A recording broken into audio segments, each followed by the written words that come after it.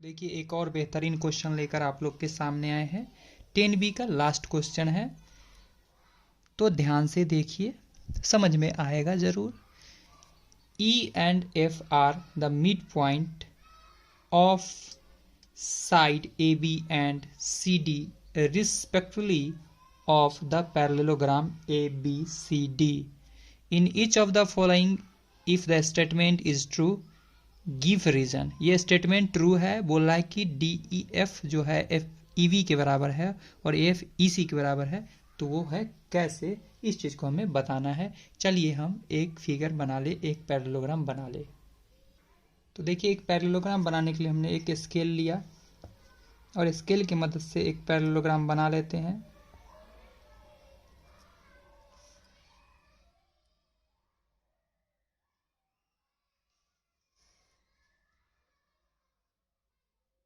देख सकते हो एक पैरेललोग्राम बन गया है जिसका नाम है ए बी सी और डी। ठीक है, अब बोला जा रहा है कि ए बी का जो मिड पॉइंट है ई है, ए बी का जो मिड पॉइंट है उसका नाम है ई, जबकि एफ जो है सी डी का मिड पॉइंट है, सी डी का मिड पॉइंट जो है वह है एफ। हमें यह बात ही प्रूव करना है कि डी से एफ तक का जो लेंथ है वह इक्वल है ई से बी तक के लेंथ के। ठीक है, तो जो डाटा है वो डाटा लिख लेते हैं क्या चीज़ कि A B C D is a parallelogram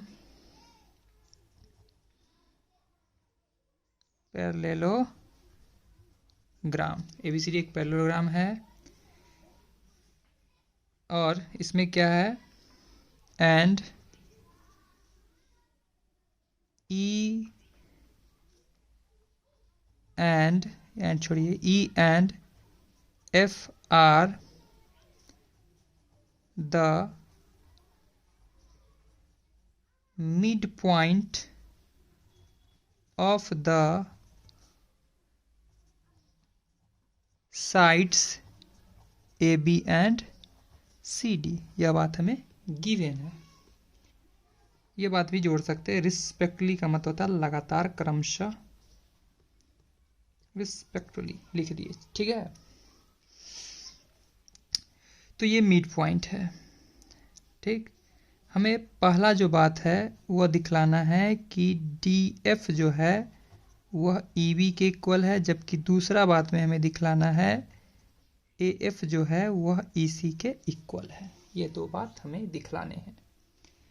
ठीक है, अब ये क्वेश्चन का हो गया है ख़त्म कहानी। तो क्वेश्चन से जो भी डेटा लेना था वो ले चुके हैं हम लोग, अब इसको सॉल्व करते हैं। ठीक है, तो पैरेललोग्राम का प्रॉपर्टी लगाते हैं।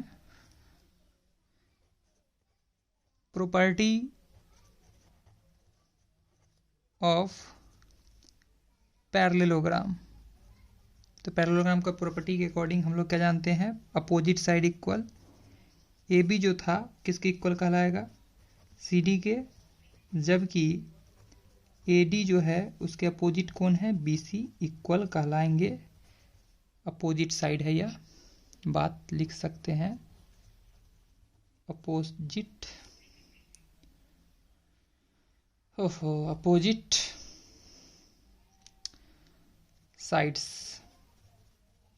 Are equal. अपोजिट साइड क्या होते हैं, इक्वल होते हैं पैरेललोग्राम के। यह बात हमने लिख दिया। नाउ अब आप ध्यान से देखोगे एक चीज, बोलोगे कि ए इज इक्वल टू होगा बी के, क्यों, तो लिखेंगे E is a mid point of A B, जबकि यह भी बात बोलेंगे D F is equal to F C, इसमें भी बोलेंगे F is a mid point of D C या सी डी, जो भी लिखना है। यह बात हमने लिखा। चूंकि हम लोग यहाँ पर एक चीज जान रहे थे कि ए बी जो था वह किसके इक्वल था, ए बी जो था किसके इक्वल था, सी डी के इक्वल था। तो इस ए बी को हम क्या बोल सकते हैं, बोल सकते हैं AE में ऐड कर लो आप BE को, तो आप AB निकाल पाओगे, जबकि CD को आप बोल पाओगे कि DF में आप ऐड कर लो FC को, तो निकाल पाओगे क्या चीज, CD। इस बात को हम इक्वेशन मान लेते हैं फर्स्ट, ये सारे बात को। अब यहाँ से हमें रिक्वायरमेंट है, लाना है क्या चीज, BE जो है, BE या EB जो है किसके इक्वल है, DF के, यानी BE को छेड़छाड़ नहीं, AE के जगह पर रिप्लेस करके हम लोग डाल सकते क्या चीज, BE डाल सकते हैं, बिल्कुल डाल सकते हैं। प्लस का BE is equal to DF का रिक्वायरमेंट है, तो DF को छेड़छाड़ नहीं करेंगे, प्लस FC DF के बराबर था, यह हम बात लिख देंगे किसके बराबर, DF के बराबर। यह बात हमने कहाँ से लिया है, फ्रॉम इक्वेशन फर्स्ट से यह बात हमने लिखा, ठीक है। This implies 2BE is equal to 2DF आ जाता है, 2 से 2 कैंसिल, और हमने देखा यहाँ से PE लिखो या EB लिखो, EB जो था वह किसके इक्वल आ गया है, DF की इक्वल हो गया है, यह बात तो हो जाता है यहाँ से प्रूव्ड, ठीक है।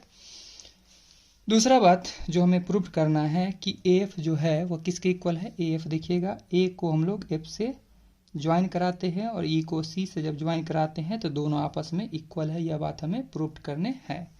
तो इसके लिए हम यहाँ पर फिगर बनाते हैं, क्योंकि इसको शिफ्ट कराएंगे ऊपर की ओर। तो देखिए पार्ट 2 में हमें जो प्रूव करना है, पार्ट 2 इसका जो है उसमें प्रूव जो करना है, हमें प्रूव करना है कि AF जो है वह किसके इक्वल है, EC के इक्वल है, यह बात हमें प्रूव करने हैं। हम लोग क्या करते हैं, इसको इससे ज्वाइन करा देते हैं, ध्यान से समझिएगा, इसको हम लोग इससे ज्वाइन करा दिए, ठीक है। ज्वाइन करा देते हैं, दो ट्रायंगल बन रहा होगा, आप लोग देख पाओगे, तो हम दोनों ट्रायंगल में चलेंगे, लिखेंगे in triangle AEF and triangle CFE, ये दोनों ट्रायंगल में एक चीज आप देखोगे क्या, कि हमने देखा था ये साइड के बराबर है, हाँ, और यह लाइन इस लाइन के पैरेलल हो गया होगा, क्योंकि ये एक पैरेललोग्राम था, तो यहाँ से कुछ तो बात निकल के आएगा ही, तो हम देख पाएंगे, या उतना दिमाग नहीं, देखिएगा AE जो होगा, इस ट्रायंगल का जो AE होगा वह किसके इक्वल होगा, FC के। वो कैसे, इससे पहले हमने यह बात प्रूव किया था कि यह इसके इक्वल था और ये इसके इक्वल है और यह इसके इक्वल है, यानी चारों आपस में बराबर थे, तो यह बात हम बोल पाएंगे कि यह इसके इक्वल होगा। क्यों इक्वल होगा, तो AB and CD opposite side of a parallelogram, same parallelogram, ठीक है। साथ ही साथ E एक मिड पॉइंट है और इसका F मिड पॉइंट है, यानी यह पोर्शन के बराबर होगा, ठीक है।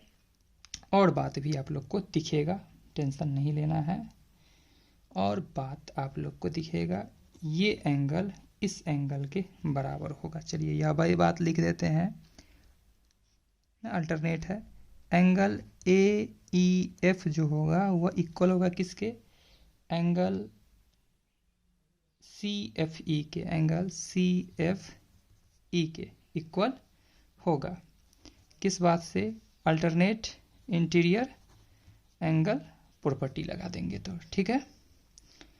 ठीक, दूसरी बात बोल पाएंगे, यह लाइन कॉमन है, तो बोलेंगे, ये ऊपर ही लिख लेते हैं यहाँ पे, EF is equal to EF, यह बात क्या है, कॉमन है, आप लोग को दिख रहा है, ये कॉमन है, साइड एंगल साइड से दोनों ट्रायंगल आपस में कॉन्ग्रुएंट होंगे, इसलिए ट्रायंगल AEF कॉन्ग्रुएंट होंगे ट्रायंगल AC के बराबर। अच्छा, दो बार ट्रायंगल लिख दिए, ठीक है, एक बार लिखाएगा ट्रायंगल C।